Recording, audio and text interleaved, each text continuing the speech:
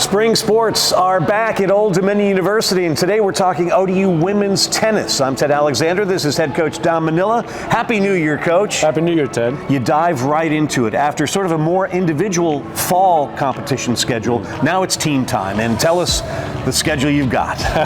Well, this Friday we head down to Boca Raton to do a little bit of training to get geared up for a match against FAU on Sunday, followed by a quick road trip up the street to play Florida State on Tuesday.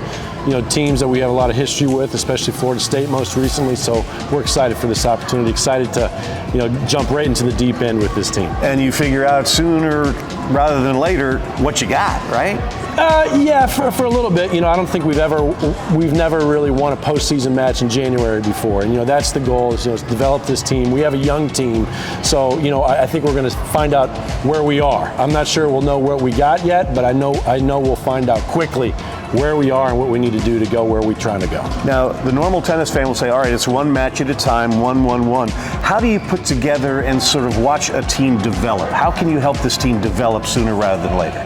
Well, I think you need to, the best coaches, I think they say things, you know, some of us say things a little bit differently. I think the best coaches truly know their players and they understand what type of competition they need to be facing in order to develop and get better, because that's what these players task us with coming here. Hey, make me a better tennis player so that I have the opportunity to go pro if I want to. So that's what we're tasked with, is putting a schedule in front of them that's tough, that helps gear them up for, you know, a pro circuit schedule if they so desire. You also don't want to burn out too early, so there has to be emphasis on the early matches, but not too much emphasis. How do you figure that recipe? Well, you know, tennis, you know, on the professional level, there's no off season really. It's a very short thing, and so we kind of treat it the same way. You know, we try and compete as deep into November as we can. December's off because of NCAA, and then we get going early in January, and we try and go as long as we can every single season. So we welcome it. That's what tennis players do. We love the competition. That's what's in our blood. You know, we're kind of like that type of people, and you know, this schedule helps us with that. You've had tremendous success with the women's tennis program here at Old Dominion. When you're recruiting new student athletes, what's the pitch?